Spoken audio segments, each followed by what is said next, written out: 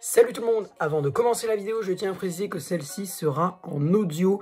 En effet, moi je suis aveugle, donc c'est compliqué de me filmer. Là j'ai réussi, mais je vais pas rester dans cette position 20 ans. Donc du coup, je vous retrouve pour la vidéo en audio. J'espère que le contenu, lui, restera le même pour vous. Goodbye.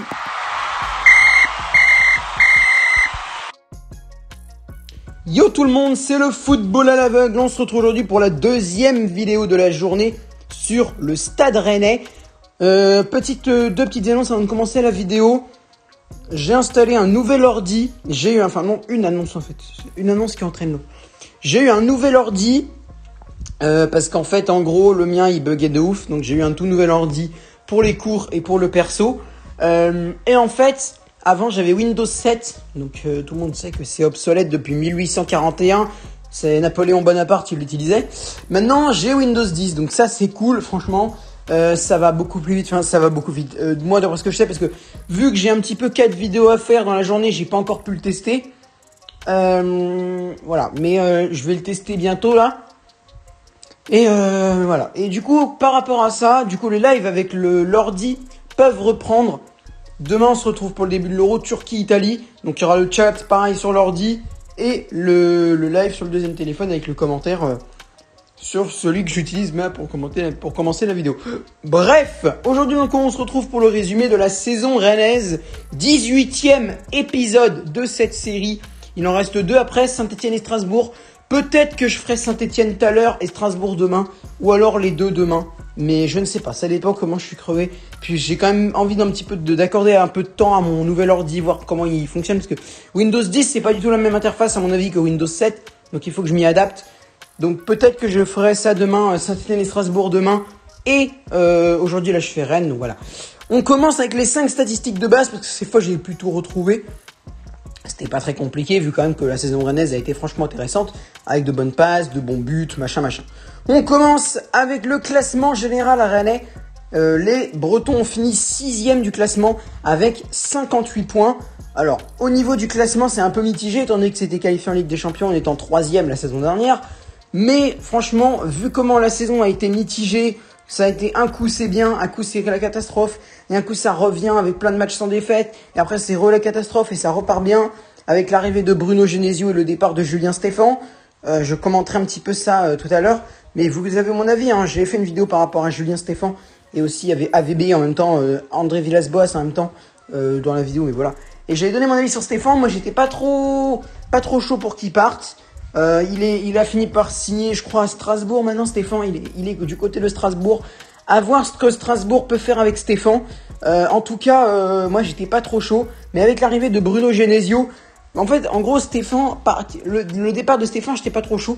Mais l'arrivée de Genesio, ça va. Parce qu'en fait, l'arrivée de Genesio, c'est un entraîneur, j'ai jamais compris pourquoi il est parti de Lyon, en fait. Parce qu'il est parti fin 2015 de Lyon, il me semble, je crois que c'est ça. Mais moi, je trouvais que Genesio avait fait de très bonnes performances avec Lyon. Que c'était franchement pas mal, avec un petit peu plus d'attente, ils auraient pu aller plus loin. Donc j'avais pas du tout compris pourquoi il était parti. Après il était parti en Chine, entraîné je crois pas le Dalian ou Shanghai SIPG je crois, ou Shanghai Shenhua. Il faut que je sais plus trop qui. Et là il est revenu entraîner le Stade Rennais. Et depuis que Genesio est arrivé, le Stade Rennais est un petit peu bancal, mais vers le positif. C'est quand même mieux pour le Stade Rennais, ils ont fini par aller 6e. Ils ont carrément failli aller chercher la 5e place. Ils ont gagné le combat avec Lens et Marseille à la 38e journée. Donc Rennes est maintenant en Europa Conference League et vont avoir le privilège de tester la nouvelle compétition de l'UEFA. Donc voilà, voir ce que ça donne pour le Stade Rennais. En tout cas, ce classement est un peu mitigé. Mais quand tu vois la saison bancale, bon, c'est pas grave, ils s'en sortent très bien. Et ils s'en sortent mieux que le RC Lens, les pauvres Lens. Mais vraiment, moi j'ai grave pitié pour les Lensois, je suis désolé. Mais quand tu vois la saison un peu... Mais en fait, non, pour moi, Rennes et Lens auraient plus mérité que Marseille. Pourquoi? Je m'explique. Parce que Rennes, ils ont fait une saison bancale, mais ils ont quand même été pas mal. Désolé, mais moi je trouve qu'ils sont mieux dépêtrés en Europe que Marseille.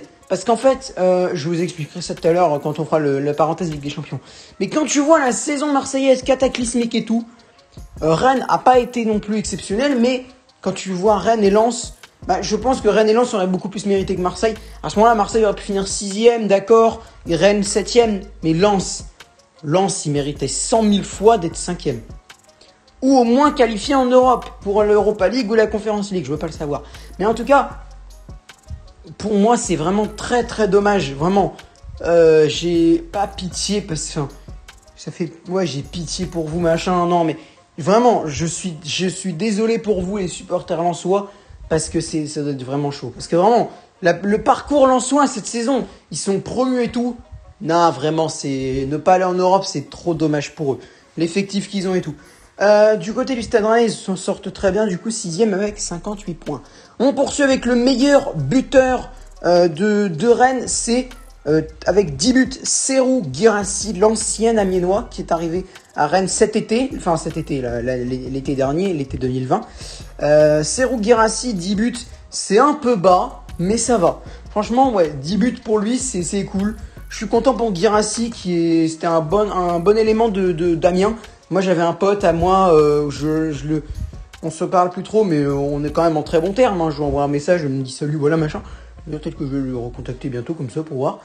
Et en fait, bah, tu vois, il m'a dit, ouais, Serhou Guirassy, il aimait bien. Tu vois. Et là, depuis qu'il arrive, il était dégoûté qu'il parte à Rennes, par contre. Mais vraiment, non, c'est un super joueur, Guirassy, et 10 buts, c'est franchement pas mal. Après, est-ce que quelqu'un aurait pu faire mieux que Guirassy? Enfin, en fait, en soi, le chiffre 10 pour Rennes, c'est un peu bas. Mais pour la personne en elle-même, c'est très bien. Pour Guirassy, c'est très bien. Donc voilà, on va dire que je suis satisfait à 80%. On pensait avec le meilleur passeur, Martin Terrier, avec 7 passes décisives. Terrier, je trouve qu'à Rennes, il n'a pas explosé. Parce qu'à Strasbourg, il a été très bon. C'est à Lyon, il s'est un peu éteint. Et là, il est parti au Stade Rennais. Ben, je trouve qu'il a retrouvé un niveau qui est proche de celui qu'il avait du côté de l'Alsace.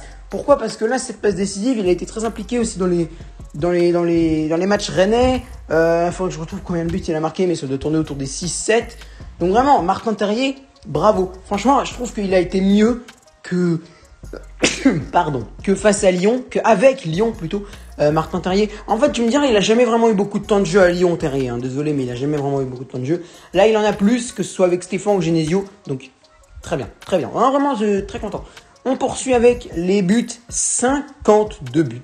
Voilà, c'est un peu moins bien pour Guirassy, impliqué sur un peu plus d'un 5e des buts. Voilà, c'est pas mal, c'est acceptable. C'est acceptable, même si 52, je trouve ça un peu bas quand même. 52, moi je voyais Rennes tourner autour des 55-60. Voilà, mais 52, c'est pas non plus, ça va quoi. 52, ça va. Ça va, même oui, même si c'est vrai que oui, on aurait pu aller tester un peu plus de buts, mais ça va. C'est pas non plus catastrophique, c'est pas cataclystrophique comme j'aime bien le dire. Voilà, c'est bon, arrêtons de leur crier dessus. Et au niveau des clean sheets, 10. Là, c'est pareil. Franchement, je vous le dis tout de suite, le gardien Alfred Gomis, quand il est arrivé, que ce soit moi ou Sébastien, on n'était pas confiant pour Rennes. Parce que remplacer Edouard Mendy, qui est devenu un top gardien à Chelsea, par Alfred Gomis, ancien gardien de Dijon, qui n'a jamais été un grand club de Ligue 1, j'étais pas confiant. Franchement, Alfred Gomis, c'était un bon gardien à Dijon.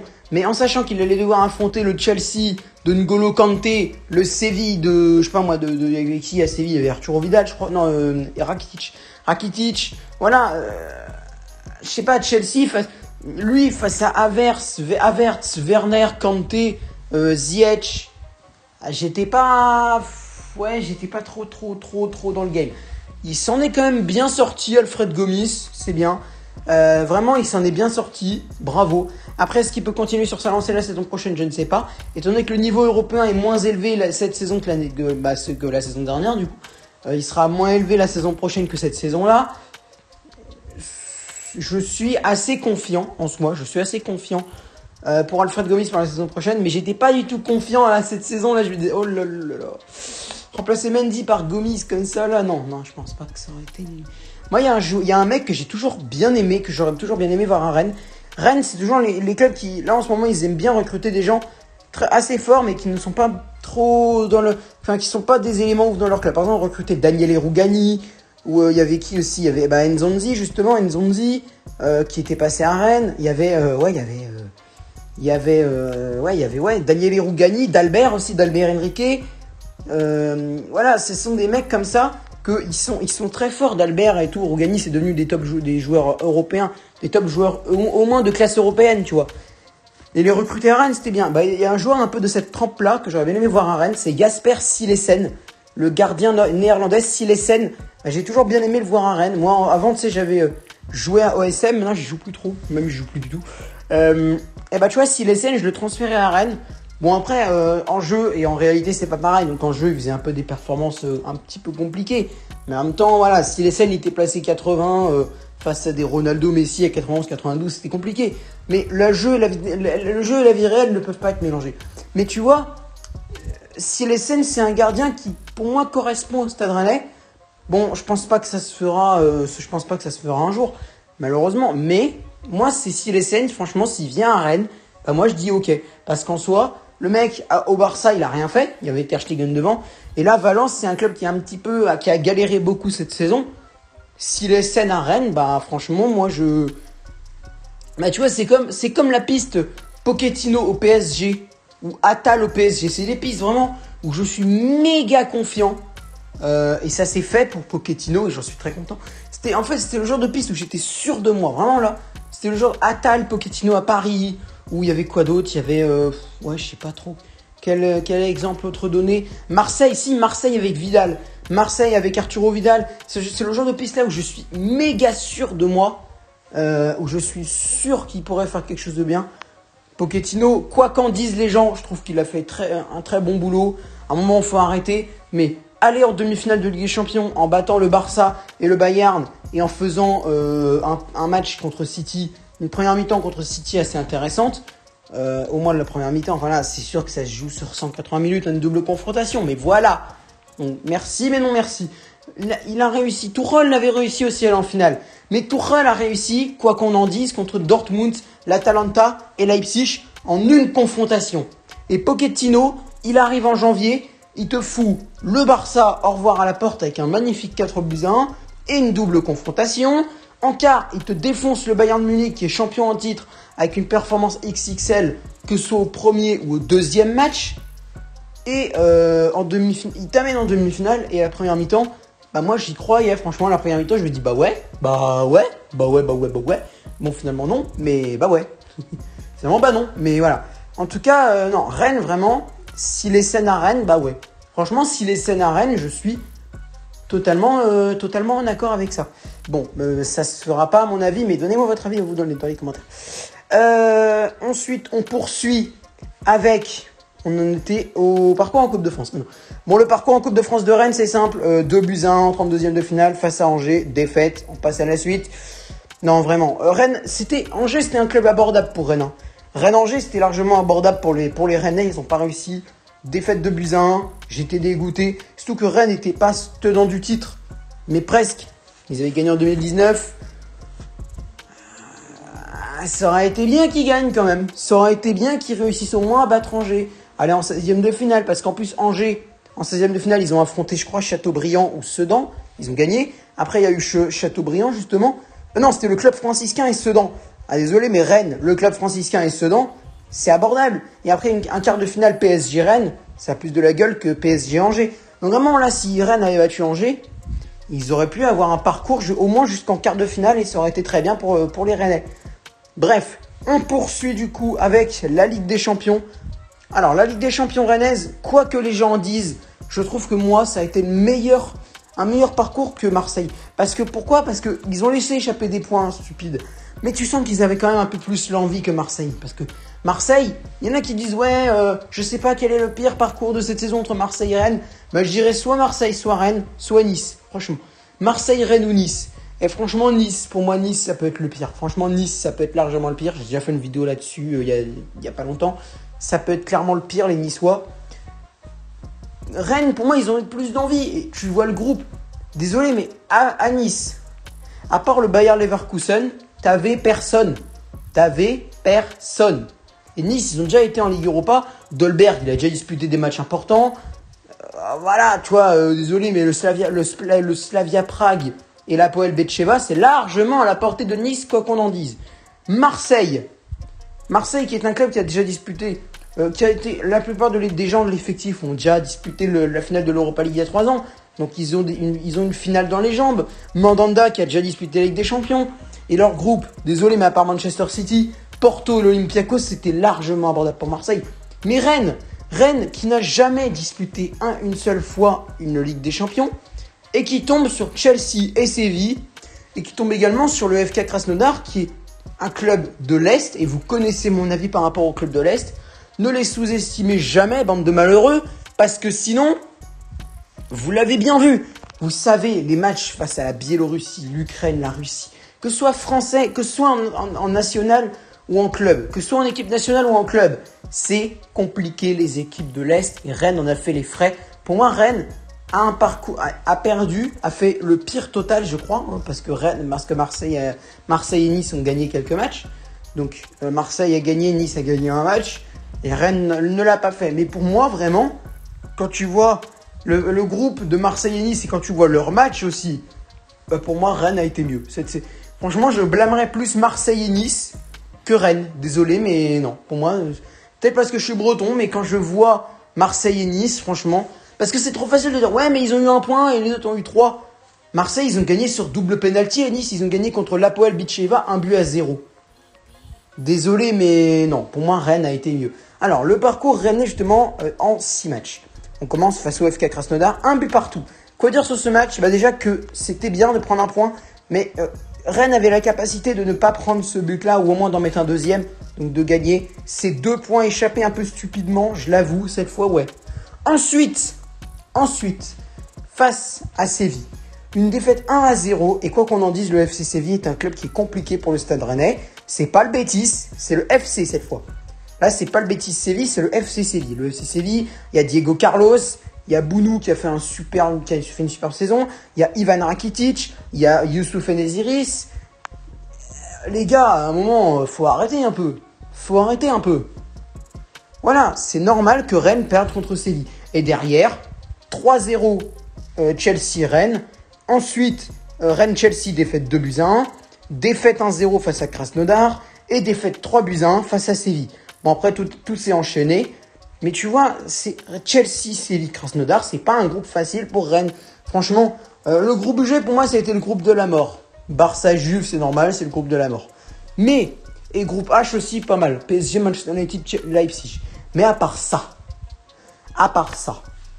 pour moi, Rennes, Chelsea, Séville, Chelsea-Séville, ça peut prétendre au moins à la 4e ou 5e place des pires groupes. Pourquoi? Bon, d'accord, t'as aussi le groupe B, t'as le Bayern, enfin, c'est vrai qu'il y a eu beaucoup de groupes de la mort, parce que t'as le groupe A, t'as le groupe B, t'as le groupe E, t'as le groupe G et t'as le groupe H. Mais là, le groupe E a été placé dedans. Et pour un club qui affronte d'un côté une équipe de Chelsea qui gagnera la Ligue des Champions quelques mois plus tard, une équipe de Séville qui n'a pas beaucoup participé à la Ligue des Champions ces dernières années, qui est l'Agnac, et une équipe de Krasnodar qui est très difficile à jouer parce que c'est une équipe russe et tout le monde connaît les équipes russes, c'est des équipes du Grand Est et tout, voilà, vous savez très bien, les Balkans, machin, c'est des clubs très compliqués à jouer parce qu'ils ont l'Agnac de faire quelque chose.